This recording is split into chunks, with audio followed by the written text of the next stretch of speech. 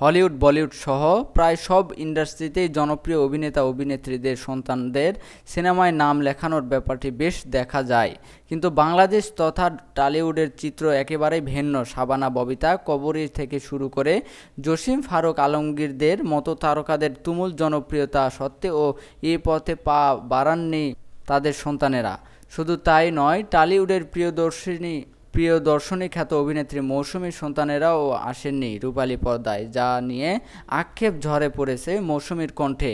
একটি ভিডিও সাক্ষাৎকারে বিষয়টি নিয়ে খোলামেলা আলাপ করেছেন নায়িকা। তিনি বলেন, ছেলের সন্তানদের ক্ষেত্রে বাধা না থাকলেও কন্যা সন্তানদের নায়িকা হতে দিতে চাইছেন না শিল্পীরা। সব নায়ক নায়িকাকে দেখি তাদের ছেলেরা যদি সিনেমা করতে চায় তাদেরকে না করেন না, কিন্তু মেয়ে কখনো যদি নায়িকা হতে চায় সেটা নিয়ে সবাই একটু অমত পোষণ করেন।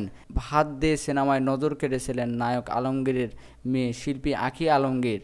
যদিও পরে গানে নিয়মিত হলেও অভিনয়ে তাকে পাওয়া যায়নি। এ প্রসঙ্গে মৌসুমী বলেন, আঁখি আলমগীর খুব সম্ভাবনায় ছিল, তাকে কিন্তু ভাইয়া আলমগীর কাজ করতে দেননি। ও খুবই সুন্দর, মিষ্টি দেখতে ছিল। সে সময় এক ঝাঁক নতুন মুখ আসছিল, কিন্তু আঁখিকে দেওয়া হয়নি। তাকে পেলে আমরা খুব ভালো একজন নায়িকা পেতাম।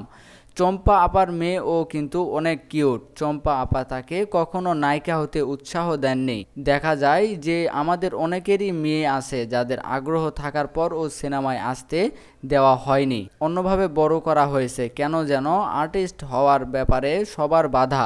মৌসুমী আরও বলেন, এ ক্ষেত্রে ব্যতিক্রম ছিলেন দোয়েল আপা। তিনি অনেক সময় দিতেন। প্রার্থনা ফারদিন দিঘিকে আপা আমাকে বলেছিলেন, আমার খুব ইচ্ছা দিঘিকে নায়িকা হিসেবে তৈরি করার। আমি নিজে যা মেনটেন করতে পারিনি, আমি বড় জায়গায় যেতে পারতাম। এত সাপোর্ট পেয়েও আমি আমার জায়গাটা ধরে রাখতে পারিনি। এটা আমি দিঘির মধ্যে দেখতে চাই। সেই সময় আপাকে আমি প্রশ্ন করলাম, দিঘির পড়াশোনার ক্ষতি হবে না? তখন বললেন, উঠতি বয়সে তাকে একটা ব্রেক দেব, গ্যাপ দেব, তারপর আবার যখন ফিরবে তখন নায়িকা হয়ে ফিরবে, তাকে একদম তৈরি ফেরাবো। আমার খুব ভালো লেগেছিল এটা শুনে। একটা মেয়ে বাচ্চাকে নিয়ে যখন এমন প্ল্যান করা হয়, তাকে একদম ছেড়ে না দিয়ে তার সঙ্গে সাপোর্টিভ হয়ে যদি একটা কিছু করা যায়, অবশ্যই ভালো রেজাল্ট আসে।